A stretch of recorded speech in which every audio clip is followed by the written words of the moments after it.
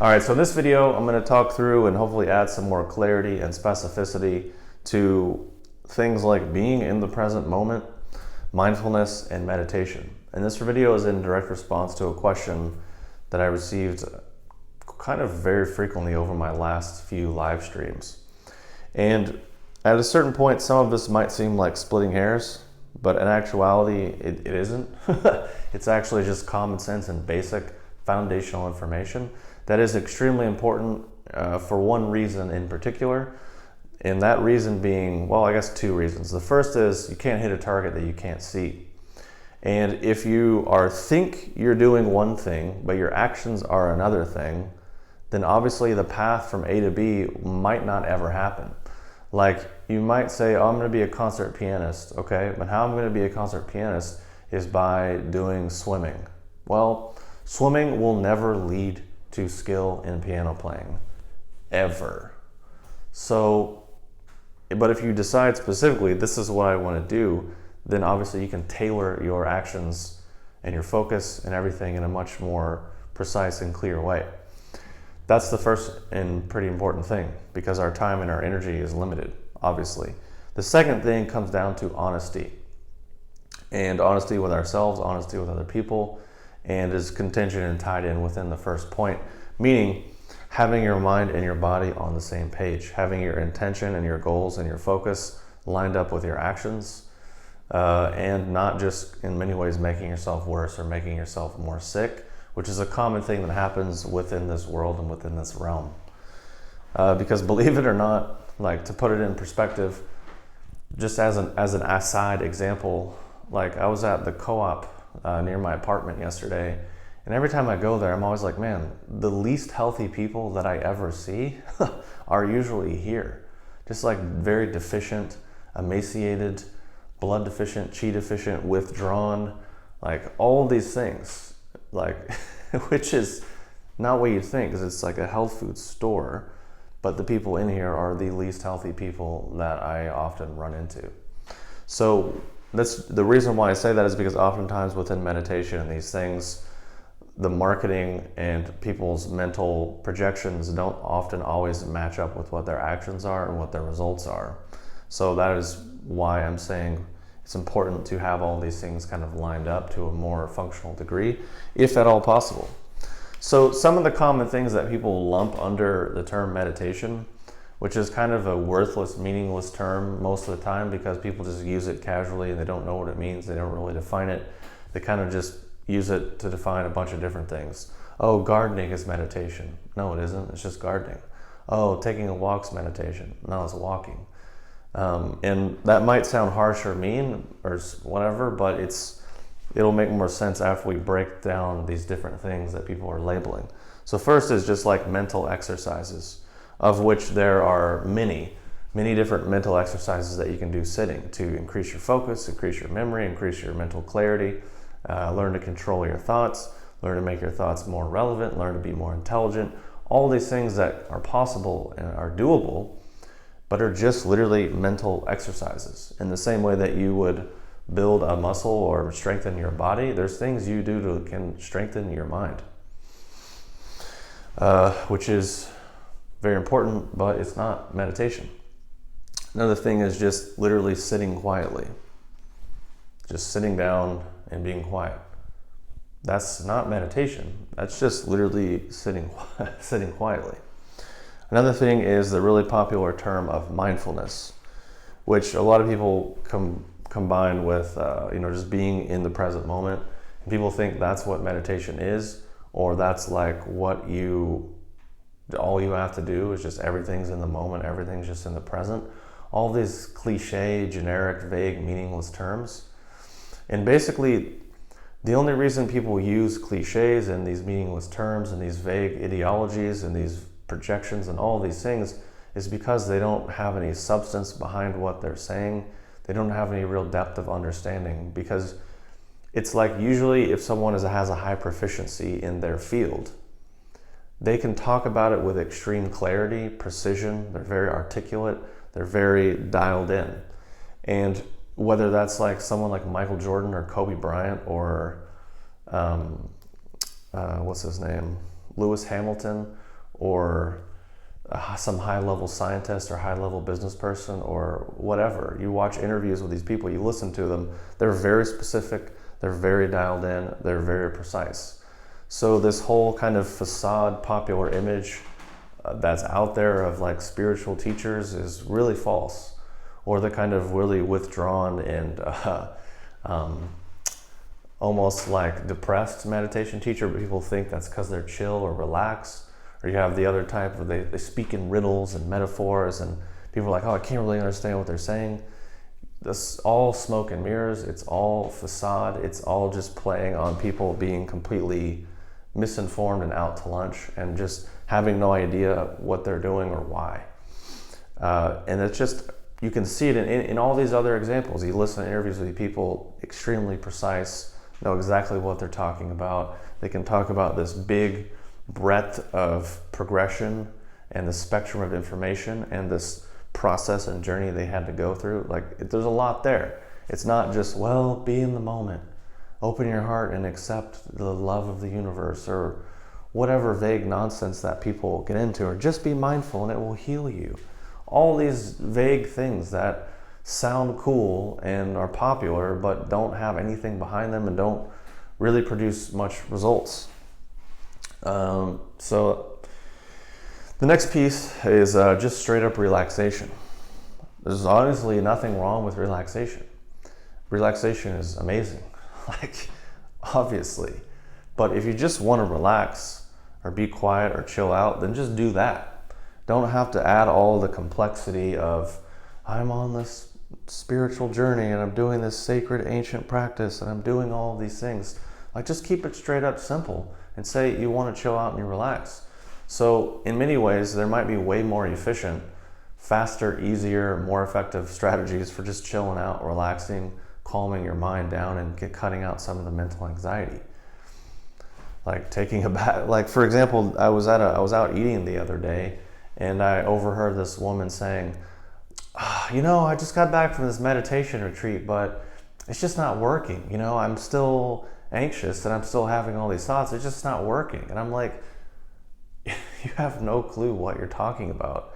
And I feel bad for whoever taught you, because clearly they didn't explain much and they were probably just as confused. But you hear this common thing where people think it's some type of relaxation pill or some aspect of psychotherapy where it's like going to make you more of a psychologically healthier person. And honestly, this mindfulness thing is really popularized and deeply intertwined with a lot of modern psychological cognitive type biases, and people that are already hyper mentally dominant and already kind of OCD or kind of hyper controlling of themselves, they take to this really well, because they're like, oh, I get to do exactly what I've already been doing, but now it's like spiritual, or it has this ancient, like deeper tradition to it, but it's really just more of the same thing. And then we go deeper into more of the, I guess a bit more like hippie, new agey, or more delusional type ungrounded stuff, where people just get into trance. People think trance states are what really the goal is, or what meditation is. There's nothing wrong with it, but it's literally just a trance state. Another thing is delusional hypnagogic imagery, which is, people that, I did this sitting meditation practice and I saw diamonds and angels and sacred geometric mandalas and phoenixes and dolphins and whales and Pleiadians and all these things. So I must have had this spiritual experience, and oh my gosh, it was just so profound. Like, everything I just said, I've literally heard at least 12 times from 12 different people. Like, just the stuff you hear people say and they think is valuable or meaningful or useful, when in reality it's just delusional hypnagogic imagery. Which, if you just want to maybe like get in touch with that, then that's cool, but I don't understand what the value is, other than medicating an insecurity or some pseudo-spiritual self-image. Another side of it is just straight up imagination and guided visualization, which again, there's nothing wrong with, because visualization is a useful tool, or can be. Guided visualization can be useful. There's a lot of cognitive behavioral therapies using this stuff that are useful. There's a lot of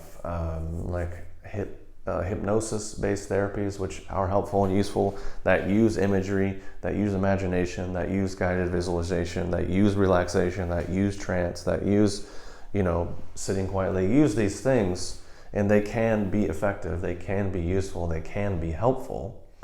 But to take the stretch to then say that this is meditation and it's spiritual, or it's Buddhist or Taoist or Hindu, or it has this connection with all these other things, that's where you go from honesty and somewhat accurate to completely incorrect and inaccurate and straight up dishonest. That's basically a lot of what I'm saying is, like, if you just want to do something and chill out and relax, then just be straight up that that's what you're doing. Don't layer on all this other stuff or confuse yourself that you're doing something other than what you're doing. Like, literally what you're doing is what you're doing. If you're sitting quietly watching your thoughts pass by like clouds, literally that's all you're doing. You're sitting quietly watching your thoughts pass by like clouds, which is pretty much probably what you'll do for the next 30 to 50 to 70 years because that's what you're doing. But people are like, oh, that's what Buddha did, and that's what all these enlightened masters did, so that's what I'm doing. Like, just an example of this level of delusion, insanity, is this, I think his name's Bentino something, but I was watching a documentary about him on Vice, and the guy was like, at a certain point I just realized all these ancient masters, they were no more enlightened than I am, so I'm just gonna be a teacher now. And I kept watching, and I was watching it by myself, and I was dying laughing for a few minutes. So I'm just like, classic. Oh man. But then this guy is doing very expensive workshops, and people are paying money for it. But it's just every cliche, every generic, vague nonsense because what we have now is an abundance of information. So if you are somewhat intelligent, you can just piece all of this stuff together. You can go back to the beginning of when all these things became popular, and you can just digest most of that catalog of information and then just repeat it back to people. And it sounds smart, it sounds profound, but it's literally just a bunch of just nothing. Like, there's really nothing to it.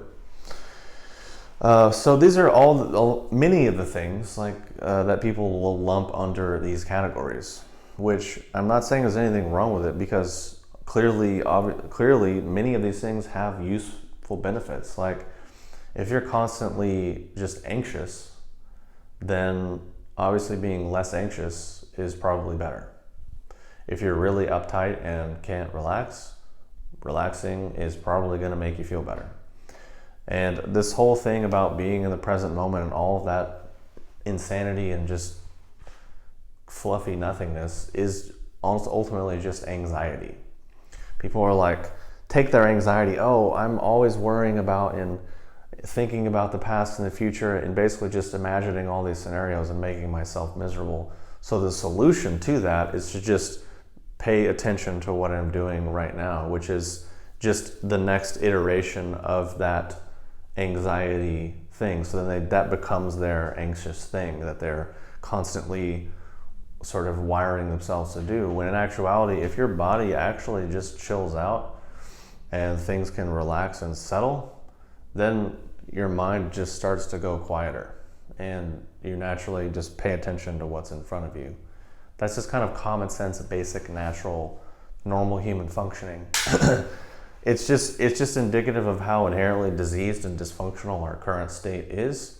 The fact that something approximating normality isn't seen in that light, it's seen as something grandiose or transcendental or ancient or spiritual or special or magical or mystical or whatever. Or in actuality, it's just getting closer to what it actually means to be somewhat of a normal human being.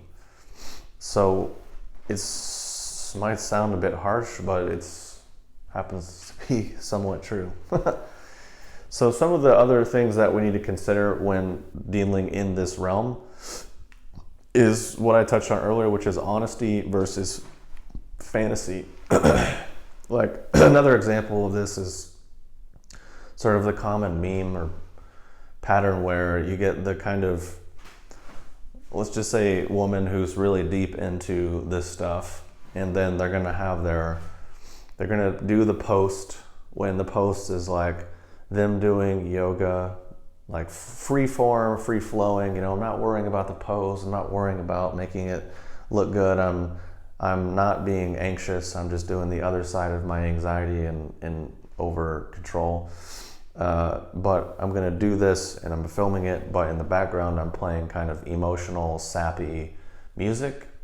And then the post is something about, I wasn't sure if I should post this because it's so vulnerable, and I blah blah blah, and then something about some emotional catharsis or purge or something, but then putting it in like this spiritual context. I'm having this breakthrough. I'm like the phoenix rising, and I'm shedding my old self, and I'm opening this chakra, and this energy is moving, and I'm raising to a high vibration, and I'm releasing the old, and doing all these things.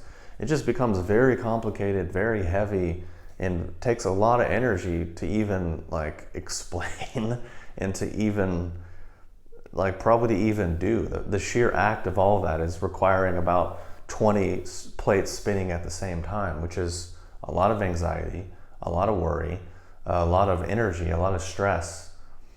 But then it also has this layer of straight fantasy and straight up dishonesty. Because if you're just like, look, I want to have a good cry or move my emotions and move my body and listen to some sappy music, that sounds great. That sounds like, do it. I mean, who doesn't love to, this is why people like movies or emotional things, because they feel things and are moved and go on a journey. But that doesn't mean it has anything to do with yoga or meditation or anything of those natures. It's literally just what exactly that it is, which is fine and great. So just keep it at that and save yourself the additional stress and anxiety, and more importantly, the actual honesty aspect of it. Because the other thing is you become what you practice. So if you're conditionally and repeatedly basically creating separation between your experience and your mental sphere, like, oh, I thought I was sick, but it was actually just a shedding of old trauma and all of these things, so I'm doing yoga on Instagram and crying and playing this sappy music. Well, you're already obviously hyper emotionally and mentally wound up. So now you're still just doing that more, but then now you're getting validated for it. You're getting positive feedback and assurance for it. So you're practicing that. So you're going to become more of that. And you're telling yourself that it's this profound spiritual processing, etc., etc., etc. So you're just going to get more of that. The more you stretch out over time, the further you get away from what's actually happening or anything in a real, clear, functional, relatable dynamic. It's like I said before, if you listen to a high-level athlete or business person or scientist or anyone operating at a very high level in their field, they usually speak with a high degree of specificity, a high degree of, I'm saying this and it means this, because I have these experiences, and here's how it relates with this wider context, and I have the actual skill and results to back it up. So clearly this is a functional loop.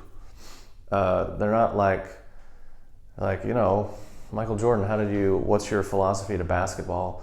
I just kind of set a positive intention, and I let my feelings and my higher self, I'm just guided by the highest vibrations, and I'm allowing whatever comes. Like, they don't say shit like that. They have very clear, specific, focused things. They have a very clear intention, let's say. And the other thing is, basically, you're either going to be amplifying delusion or basically creating clarity, because it all comes back to the quality of mind that you're bringing into it in the degree of detail, the degree of specificity, the degree of clarity, the degree of dedication and investment. And basically the quality that you're putting into it is the quality you're going to get out. Like, for example, to, I guess, bash yoga a little bit more, if, like, for example, people stretch and they're just like hyper flaccid and just trying to get like a pull and like whatever's happening. Well, you're stretching in a hyper flaccid way, so you're training your tissues to become more hyper flaccid, because that's what you're training to become. You're telling your body, we want to create all this extension and get everything to just go soft and mush, versus other ways that are actually like controlled articulated rotations of your joints, or other ways of stretching that actually use engagement and things in the tech, keep everything tensile and engaged and actually firm. So in a similar way, people are taking their tissues, making them more hyperflaccid and weak, which then makes their mind more hyperflaccid and weak. The mind can't anchor into the body, so then they just keep separating further and further. They go deeper into needing fantasy and deeper into emotional, like manic ups and downs.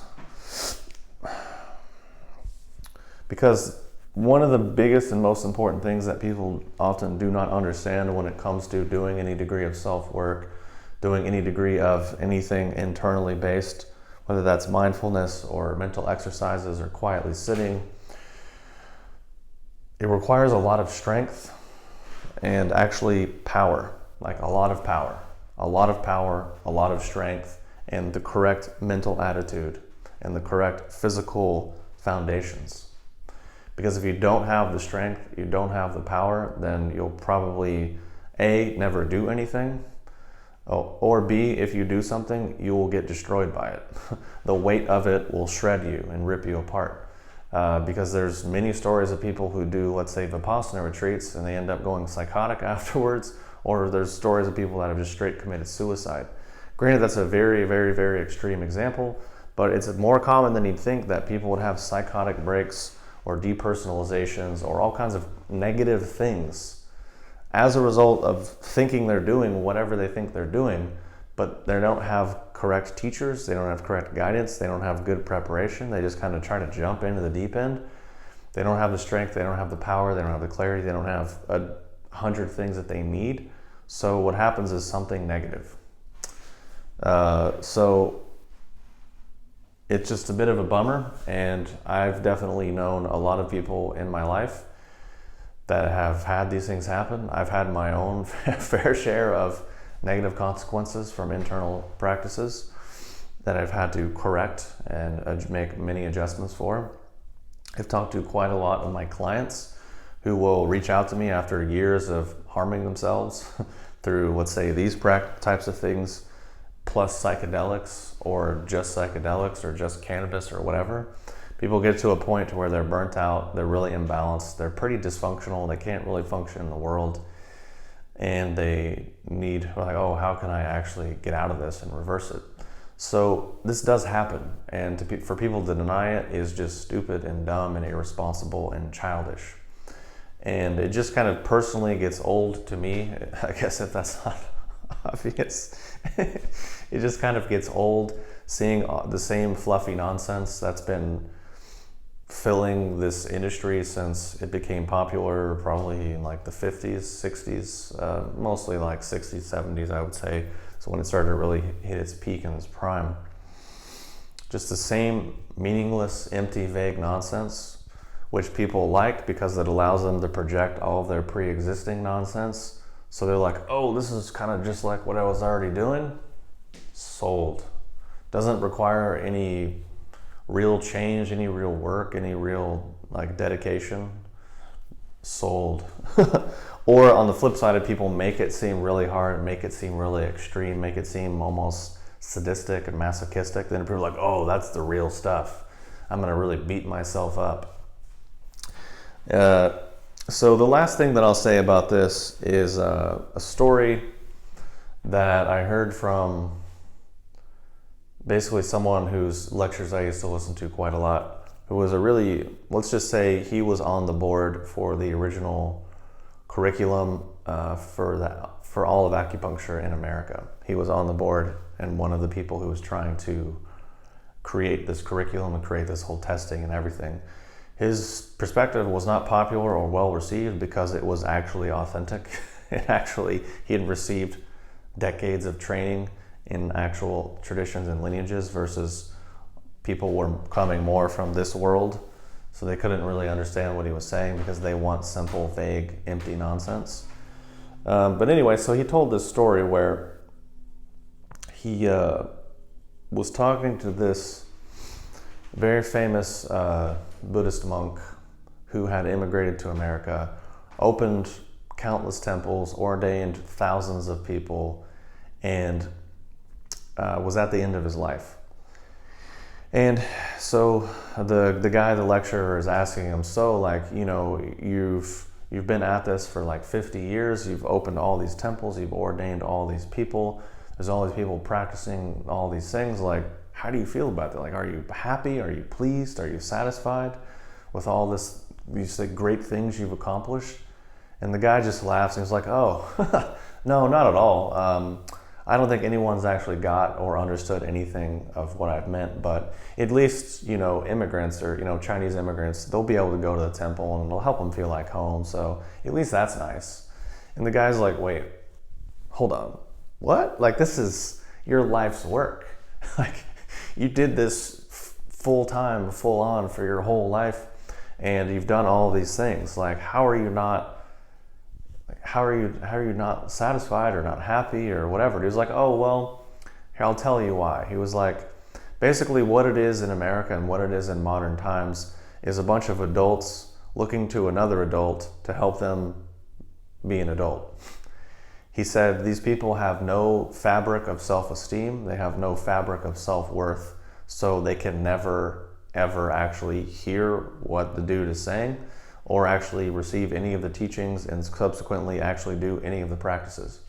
And the guy's like, you know, he was like, I had more self-esteem and self-worth and fabric and fortitude when I was a homeless orphan begging for food on the street than these people do who are living the richest, most opulent, abundant lifestyle that humanity has pretty much ever seen. And he's like, the only reason I became a monk was I saw them on the street one day and they said, hey, would you like to become a monk? And I said, is there food? And they said, yep, 3 meals a day. And I said, sold. Sign me up. So this dude had no real inclinations for being spiritual in the beginning, but then he obviously got into it and, you know, went far and became a high-level priest or monk within that tradition, and then, you know, did all these other things. But that was his end basis after, I don't know, however many decades of teaching and sharing this stuff in America and in the modern world. And in many ways, I feel like that is pretty true in my own experience, both myself personally, and then actually trying to teach and deal with people in terms of what you hear and what you feedback and these types of things. But anyway, it's just kind of a funny story to illustrate that. So hopefully this has given some guideline, perspective, or a little bit more clarification on this subject. And I guess the last thing that I should say is talk about specifically what meditation is and where it starts. And all I will say is basically it is clear and specific. There's a clear and specific line. Within any of these traditions, there's clear signs, clear symptoms, very specific things that are measurable, tangible, verifiable, repeatable. Nothing about it's vague. Nothing about it's up for chance. Everything has been codified. Everything has been mapped out. Everything has been organized to be able to tell where you are in the system, where you are in the progress of evolution. Enlightenment is a very specific thing that is, again, codified, organized. Immortality is another thing, codified, organized, measurable, verifiable, tangible. It's all there. All these different things that people throw around and talk about casually, it's basically just incorrect. And if you just took as a blanket statement and just took everything that is kind of popularly understood and assumed the opposite, or just actually completely forgot it in general, oftentimes it would be closer to the truth. Because sometimes the biggest thing that holds people back is their pre-existing knowledge and information and their addiction to trying to fit everything into that pre-existing box. So what I will say is it is said that meditation begins after one has completely dissolved their acquired nature and basically complete or fully contacted their original spirit. So basically, from this definition, pretty much next to no one has actually done this. So next to no one is actually or ever probably will meditate. Because another common error within sort of the popular schema is that this stuff should be accessible to everyone. It should be this almost kind of communist populist type thing where it's like everyone's a Buddha, everyone should have access to the best of the best and should have all these things. That's not true. It's never been true. It never probably will be true, regardless of how much people hope or want to believe. That's not how these traditions function. That's not really what they ever quite said or believed or did. There are certain basic, just generic things that are that are maybe things that can help people's health, help them have a slightly better life to a certain degree. But in terms, once you start talking about things at this level, this is really high level shit that pretty much next to no one will ever get into in their lifetime. What people can access is pretty much all of this, which is great and can keep people really busy and could help people have a healthier life, a more functional sense of self, but it's going to be just their acquired nature. Working on their acquired nature and their sense of self to be more functional in the world, which is obviously great and useful, and obviously a beneficial thing and something that we all have to do. Because if you can't actually organize and manage your life, how in the world would you ever manage or access or deal with anything higher in vibration or frequency? It just doesn't work. And it's oftentimes you see people, or at least in my experience, oftentimes the people that who claim and have the facade of being spiritual or doing the mindfulness and meditation, their lives are usually the most chaotic. For example, one time I was hanging out with this lady who owns a yoga studio and like a healing center. She's like, man, why are people in this field the worst employees, the worst communicators, and the flakiest, most unreliable people? And I said, well, because their practice isn't any good and they don't know what they're doing, which is true. But she was like, oh, no, that's not why. And I'm like, okay, sure, like just keep your head in the ground, because she was also very ungrounded, very unreliable, had crappy boundaries, was kind of like a smiling depressive and really kind of out of touch and in a lot of straight up delusion. But still like a good, nice person, obviously, but it's just sort of like, here's the facade and then here's what the body and the person's actually doing in reality. So she asked me that and that's what I told her. But the point of that is she's an owner of a studio, has been dealing with these people, and that's what she knows. And basically the vast majority of all these other yoga studio owners or healing center owners that I've talked to all say the same thing, that generally people in this world are some of the least reliable, organized, least communicative, least integral, basically just dysfunctional human beings that they've ever known. On the flip side, the people that I actually know, 5 or so people who are actually insanely skilled in these arts, they are the most intelligent, clear, articulate, organized, precise, effective individuals that I've ever met in pretty much all areas of their life. One of them is multi-billionaire, but all of them are doing well financially. And this is kind of a common theme. But it's, again, the opposite of what people think. People think I'm going to be spiritual, so I'm going to hate money and hate my body and do all these things, when it's like, you haven't understood the point. It's generally the case. So anyways, it's been a bit longer than I had originally intended, but hopefully it's been helpful. Either way, Thanks for watching and thanks for listening, and I will talk to you soon.